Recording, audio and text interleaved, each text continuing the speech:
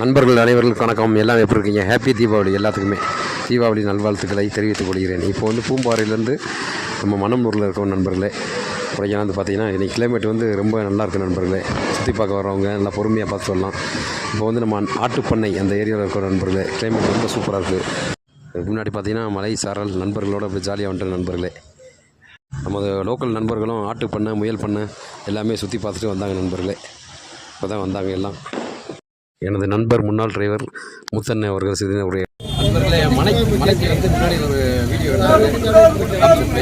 மழை வருது.